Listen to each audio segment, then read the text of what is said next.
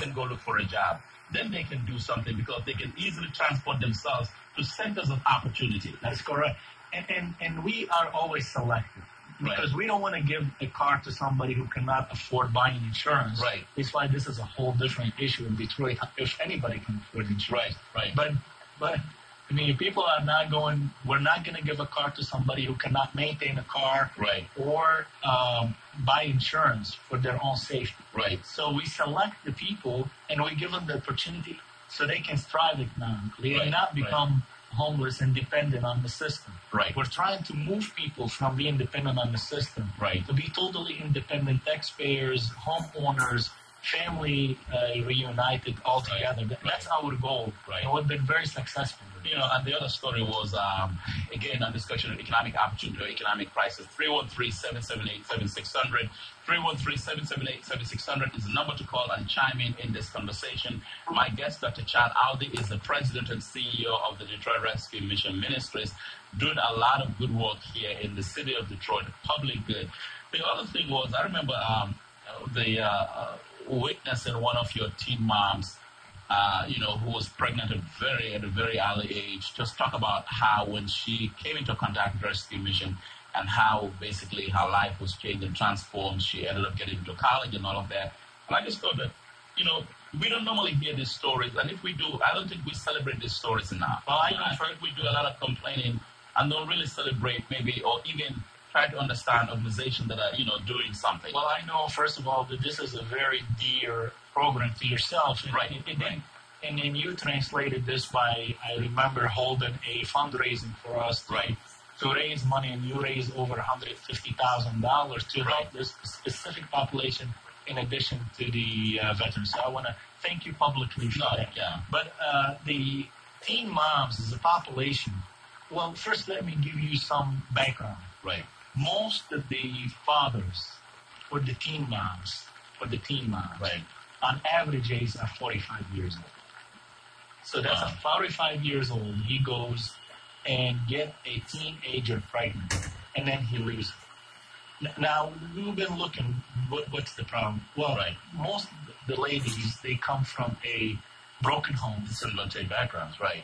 And then they look for a father figure, and then that person, he comes in and took advantage of the lady and then gets her pregnant and gets her on her way. Then she becomes homeless because she doesn't have no ties to family. She doesn't have no place. And now she has a baby and she has to raise a baby. Right. So the program that we have is we bring back the mother and her child, whether she's pregnant or she have it on her hand. Right. And then we will take care of them. We don't put them in an institutional setting. We put them into a home that they will feel like they are at home, in the home. Right. And then we will make sure that the teen mom goes to school. And then we will put tutoring for her to make sure that she catch up. Right. And then we will stay with her until she go to college, and then we teach her all the skills needed to be able to move into her own apartment or on her home. Right. And then we'll continue checking on her until we know she's successful. Right. Most of the ladies, when they come to us, they would go with D and failing grades at school. Right. After 6 months from being in the program, most of them are past 3.0, their cumulative average. Right. And then so far, we did not have anyone who finished the program with us did not go to college. Right. So we emphasize on education. We emphasize on job training, and we emphasize on teaching them parenting skills so they know. And then if there is opportunity for us to reconnect her back with her family, meaning her parents, because the guy is absolutely not a good person when he left him in the first place. Right. So we teach her how to abstain and how to be a good mother. And then if there is any opportunity for us to reconnect her back with her family, we will do that. And this is the time when we say, okay, now you're a good case. And it's time for us to move out of your right. Exactly. Move on out. And then most of them, they come and volunteer. Yeah. And they help and they speak to other girls. It's natural. It's an obligation. I mean, you give back to organizations that gave so much to you. Yeah. So we have a high success rate of people returning back to help, and then trying to help. Right. And we are an organization. When people come to us and they say, "What can I do?" We after they recover from their issues, we will give them a job opportunity if we have openings. So that's why you look at we have a large number of people who've been in prison, who've been drug addicts. So you have an extended family, I guess. You try to keep those people whose lives you've transformed. You try to keep them within the organization, give them employment opportunities. Because unfortunately, they don't get hired anywhere else. Yeah. And then we feel that we are obligated to make sure that we give them an opportunity to prove themselves, right, and work and help others, because their motivation, when they see that they come out of the situation that they're in, they're way motivated to help others, and that's why we give them that opportunity.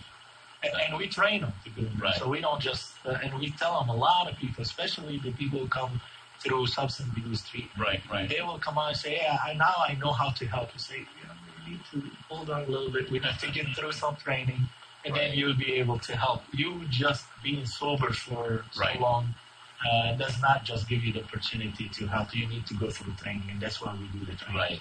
Right. To whom much is given, much is expected. Let's go to Leon. Leon has a question or comment. For Dr. Chad, out there here, economic opportunity or economic misery? How you doing today? We're good. Good. This is a great program. Thank you. With the recording artists that I work with, we volunteered several years just to go down to the rescue mission, and it was such a joy to see people's lives transform.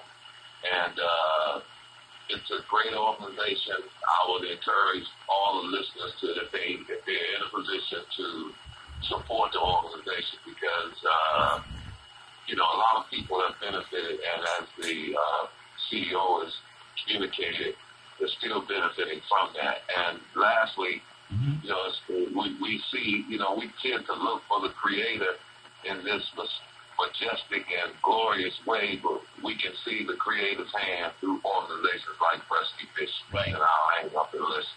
Thank you. Thank you so much, Leon. 313-778-7600, 313-778-7600. Well, when you listen to the story here with the rescue mission, you can tell all is not lost in Detroit. There are organizations that are doing they're doing so well in the city, and that's one of the things that we do here on this program. We don't only, some of you say, Bankole rattles the cage and shocks the conscience. Well, we will continue to do that. But also, we would like to spotlight organizations like the Rescue Mission Ministries, who are really committed. And let me say this: I don't know of any organization in this city, for heaven's sake. I don't know of any organization in this city where families are in a state of destitution, a state of despair. They've been sentenced to almost, a place of, to the abyss, if you will. And an organization steps up and says, look, we will put you in a new home at no cost. If your home is repairable, we'll repair your home for you from the ground up. If not, we'll put you in a brand new home at no cost that you don't have to pay mortgage on anymore. All you pay is utilities, which is fair enough. But I don't know of any organization in this town that does that. And any time I see a story out there, it's the Detroit Rescue Mission. And I keep going back to the story in 2 years ago, the Christmas story. It was such a powerful story.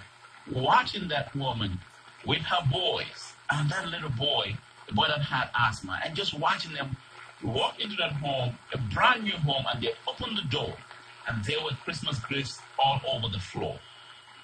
If only other organizations, and you know yourselves out there, that have, and that have more in the bank than Rescue Mission has, if only we could see that from others, life would be much better in the city of Detroit. Stay with us. It's economic opportunity or economic misery. We'll be right back here with Dr. Chad Aldi from the Detroit Rescue Mission Ministers and Bankole Thompson. There's a special edition. We're looking at how we help people, whose circumstances have changed in life, sometimes through no fault of their own. No condition is permanent. Remember this. You're listening. You might be saying, well, yeah, I hear all that stuff that Bankole is saying, but it may be you tomorrow or next week calling in here asking for help.